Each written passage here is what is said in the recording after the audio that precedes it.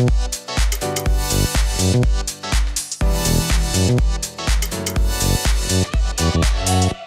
hi, nice to meet you. Hi. Hi. Nice to meet you. What was the last music you listened to? Can you remember? The last music I listened to was, I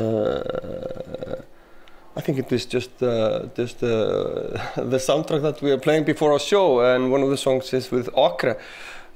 Can't remember the song, but the song is one of my favorite. Just starts with this bass and then comes this modular synth that is just crazy. I can send you the name later so you can put it on bottom or something. Are you talking about the playlist we always listen to? Yeah. Yeah.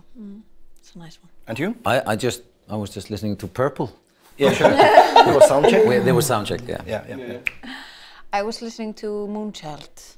It's a nice band. It's been 25 years since the Polydistortion album came out, which was your breakthrough album. It's almost quarter of century. I can remember how I was stunned with this record. What memories do you have on this record? Well, we made a draft of it, which we released in 1995. Which we had to change a little bit because of sampling issues. And yeah, I mean, it was just I don't know. It was very magical how it came about and around. And we had to postpone the shooting of a short film we were working on, and then we decided to make an album. And it was magic times, basically. Yeah, and it was basically Daniel was producing the album. I was not in this film that they were talking about, but they called me because they needed somebody who turned the knobs and do some electronic, because that was what they wanted to do. But there was a lot of singers in the band, and this pack wanted to do pop music, and I was doing electronic dance music with my friend Maggie Lego, and we were up for trying to make pop songs. We were fine with that. And so it of course started just doing songs with this crowd, and one of the things with it is that it was not a proper band. It was kind of a project. So it was a little bit strange. Then we just released this album in '95, and then in Iceland, and then we did a couple of gigs and cool and all that, and I thought this was just over. But then we got a fax from 4AD, and that was one of the most respected indie label in the world at the time, and they wanted to release the album, and then we had to become a band somehow, and that was of course a painful procedure, because this was just people tossed together randomly. Some of the people I met just in a recording session or something like that. So, and people had various tastes, and like Daniel said, the Icelandic version of the album was really spacey, smoke thing, and then when we wanted to release it we had these samples issues. So we worked the songs. Some of the songs we needed to rework, and I think Polish Day is the song that was mostly changed. It's just a completely different track from the original. And then touring, doing the second album, it was we were trying to become some kind of a collective, because it was not we were definitely not a band, so we're trying to figure out what the fuck are we, and so we called ourselves a collective or something like that. And then soon after we were trying to do the second album, it was obvious that it was really difficult for the people to work together. People had really different ideas. But somehow the band moved on, and people came in, people came out, went out, came back in, new members. Margaret is the new one for this new album. So I think that at the end of the day, when you look at the catalog, it is truly some kind of a collective, because the amount of people that have been in this project / band have, it's over 15 or something. Just briefly, I know the story with the movie that you wanted to make, short movie, but I never find out what was the plot of the movie. Do you remember? Yes, I'll tell it. It was basically about a couple who was having fun, having sex with random people in Reykjavik, and you know, and basically in the process, you know, emotionally, you know, terrorizing other people, basically, or leaving them in wounds, you know, because because they were reckless, but really, you know, free love in Reykjavik City somehow turned bad, I guess, or what? Yeah, it was a couple exploring possibilities, definitely.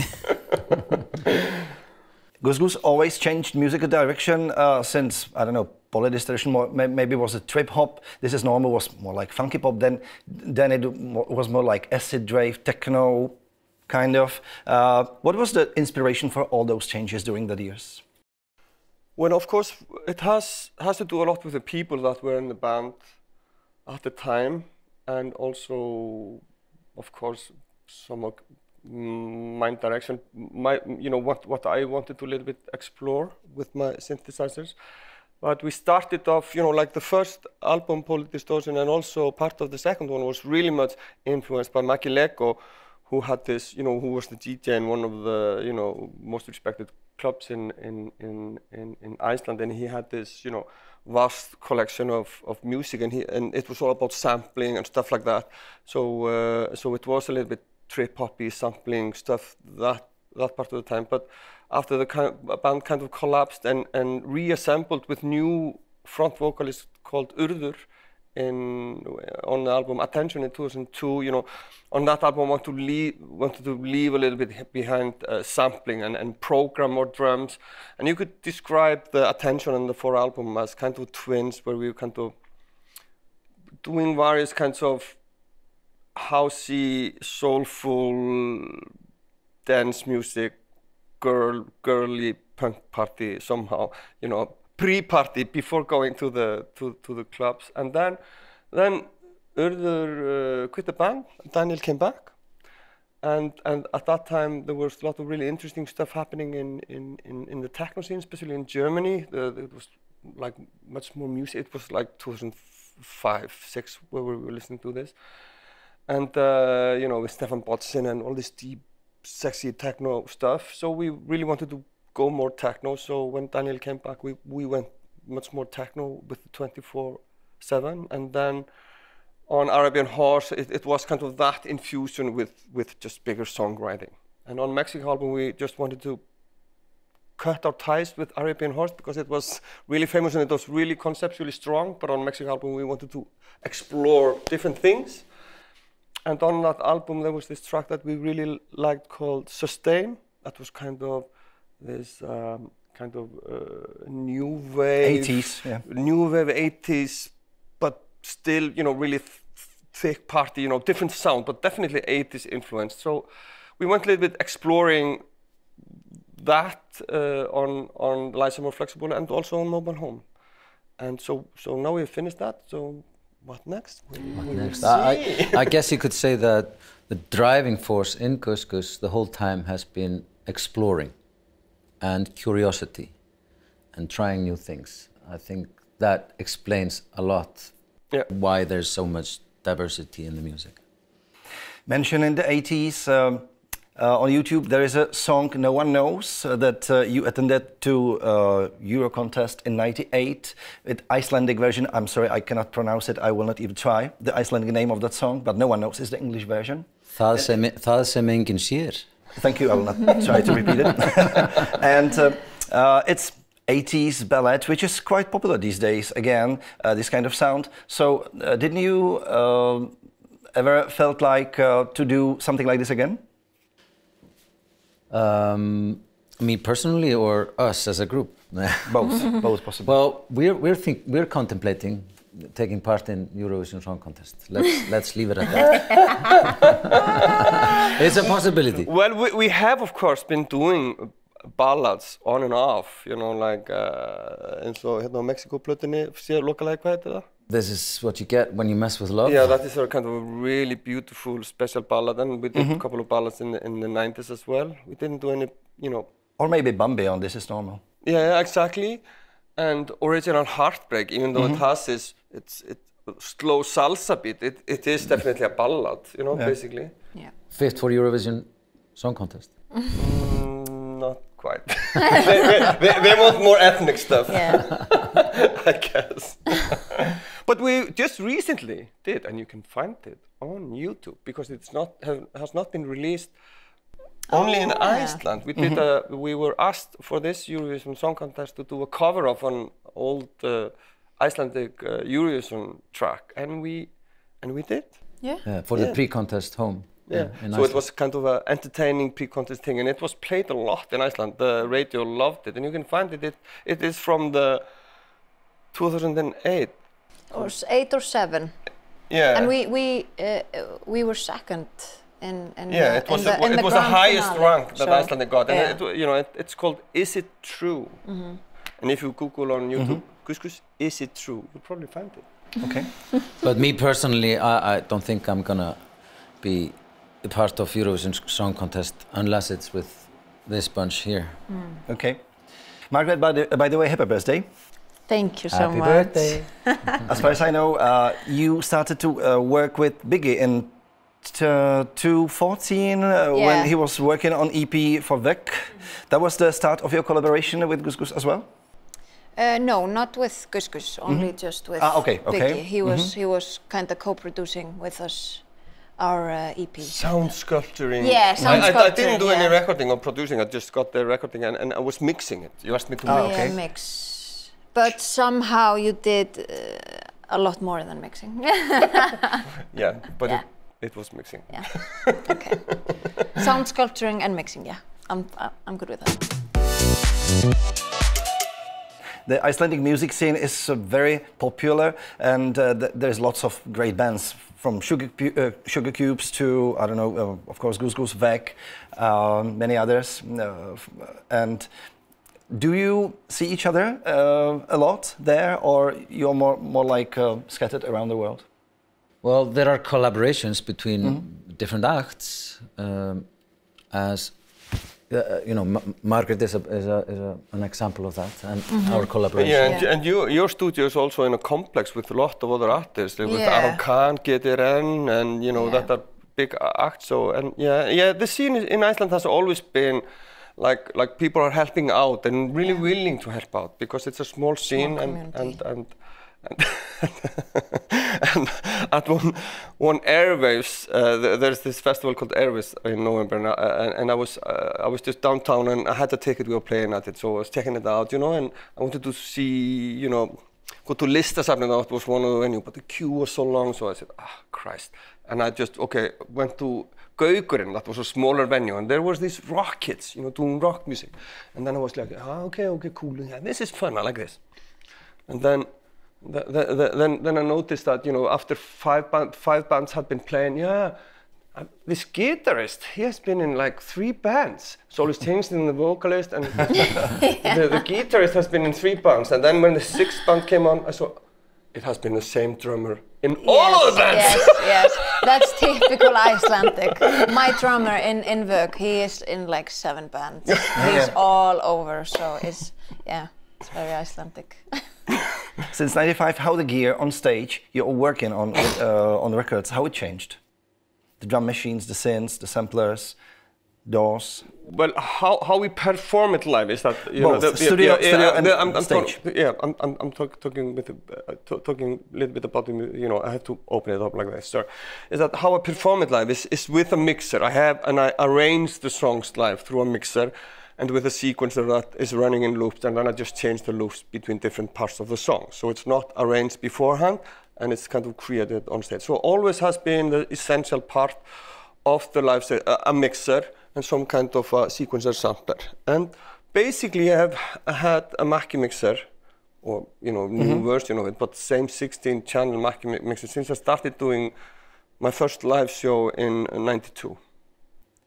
So you're still working with it? And then I have an MPC. I used to have a MPC 1000 in the early 2000s, but I have been using now MPC 2500 for like 12 years. And the live set is more or less has been similar for the last 12 years. I have modular synthesizers from Doppler as well, when I'm filtering, and I have this setup that I can do this really special thing that is kind of the secret weapon. And then I have a chaos pad and a tape delay and some effects, and it's really kind of compact, simple, but really effective. And basically it has been, scaling down over the time, but at the same time being more effective, help to these modular stuff. I have 3 filters that are now running on the synth channels coming from the sample. But back in the 90s, we were traveling with like 4 synthesizers with the keyboards, even though we were not even playing those keyboards. It was just with MIDI, and so it is. Yeah. So it's really, I think really, but the set like this now is just exactly how I want it. I see no special need in changing, because I'm working with samples and mostly is arranging and just filtering. And if I need some new sounds, that just happens in the studio, and then I just sample it and play it live.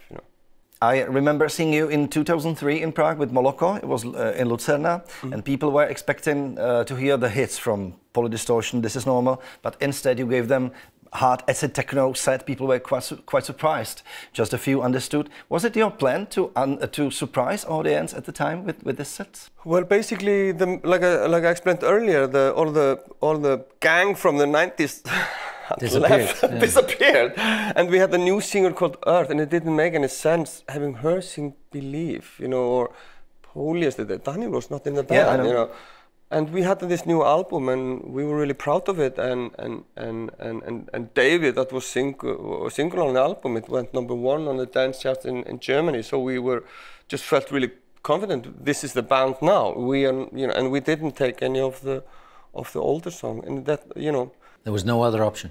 There was basically no other option. and also one funny story about no other option is that when also Urður left again and Daniel came into the band, and this was in end of 2007, and we had then festivals planned in 2008, but Urður had left, and we were trying to do an album that was later to become 24/7.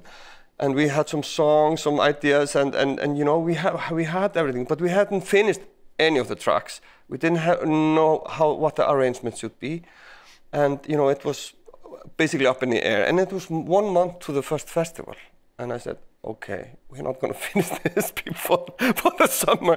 And we didn't have any. Daniel could not sing Daniel could not sing Urður's track. So then again, we needed to come out with completely new set. We had one of our backing singers just helping us out doing 2 of the Earth track, but we really needed to do some new music to feature Daniel again. So we just somehow took whatever we were working on in the studio and just threw it somehow in the live set, just threw in the loops, and we figured out the arrangement just as we go during the summer. And that was how we toured that summer, just exploring the songs on stage. And then when the summer was finished, we went into the studio. We had it, thought, we went to the studio and recorded it. So that was also one of the time where we just had to kind of start from scratch, and that was good. It's healthy. Daniel, probably you answered this question many times, but what was the reason why you left the band in 2000 and why you returned to 2007 or 2008, both? I wanted to do a solo album, which I did, and I also moved countries. I moved to Belgium,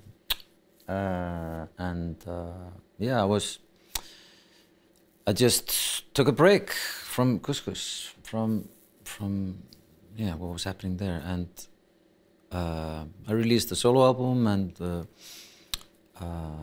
worked on art with my then wife, and then I just but I had on each Couscous album where I wasn't touring with the band or in the band, I had a track, I had a song on Attention and Forever. Yeah, and the reason for sorry, I put this in history. One of the track that went on Attention was a track that was supposed to be on the third album with us working together, but that album was never finished. But this track was so beautiful. I asked Daniel, can we put it on an album? Yes. And then there was this track on his solo album called Moss that we did a remix of. And we liked that so much that we asked Daniel, can we put this remix on the album? Because and that was the reason why it was on forever. Back to you. And then I started touring with them, and I was back in the band basically. Yeah, we just when Urður left, me and Steppi, who were the producers, and okay, Daniel, he finished his solo album, right? Let's ask him to come back. So that's what happened. Let's talk about the new music. What is the new album Mobile Home about? Is it about lockdown, pandemic? Is it pandemic record? No, but it surely is dark. It's very dark. We started basically. The lyrics were finished before we before the pandemic pandemic started. Yeah, and most of the ideas. I think after we did this track Sustain, that was this really new wave synth, dark wave somehow, but really with a club edge. After that track, we went, like I said, we went exploring after the Mexico album this kind of vibes and this kind of melodies and chords, because it's kind of different attitude how that was done, and that it's more like white instead of like soulful disco-y thing that is most popular, and so I needed that, and we explored that a little bit. And we did a couple of demos, and then we released Lights Are More Flexible on the way when we had the track Featherlight. We had a couple of tracks finished, but there were a couple of the tracks that we started first that was really dark and somehow were not finished. And when we released the Lights Are More Flexible, it was obvious, to me that this would be a 2-album project, and we would have the more Italo-influenced tracks on the Lights Are More Flexible, a little bit more flary tracks, but the darker ones would go on Mobile Home. And I think that it is, we just, we are maybe just reflecting images from maybe the darker side of our reality, or maybe alternative reality. I don't know, but we are kind of reflecting on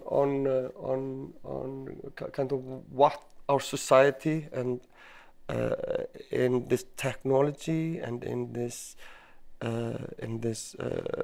ultra capitalism and with this technology and isolation and all that, and how that how that reflects maybe the humans. What are we? Are we is it society for us, or are we just like a tiny wheel in a bigger structure that is not human?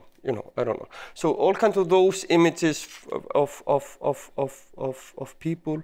It's more or less, you can see each of the track is kind of an individual story of like a scene of some kind of a person in a situation. I often picture it's somewhere in an isolated part of Iceland, somewhere in the country, in a village or something. Stories from the same village. I don't know. And yeah, so that's kind of what it's about. I think if I cannot go through all the lyrics, but if you read the lyrics, you will understand what I mean. We already mentioned that Iceland has lots of great bands. How it happened in such a small country, in your opinion? Byrjum á þér. How it happens? Because Icelandic weather is bad and it's cold outside, so you stay inside and become creative. It's supported in the school system as well. There are good music schools, yeah, I mean, to be able to survive in this remote, crazy place, you have to be creative and find refuge or enjoyment in creation. Yeah, I think also one other thing is also that we have our kind of own culture, and it's really small, and it's really isolated. It's far away. So so importing bands, it's not really cost efficient. So it has been throughout of course, the years and the decades that we basically have to fill our own cultural stage. Oh. So we have to produce our own culture. So I think that is why the productivity is so high, and then it just becomes part of the culture, and it that is how we do things. That